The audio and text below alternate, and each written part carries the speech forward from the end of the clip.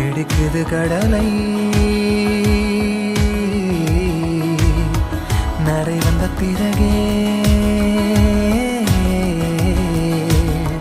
புரியுது உலகை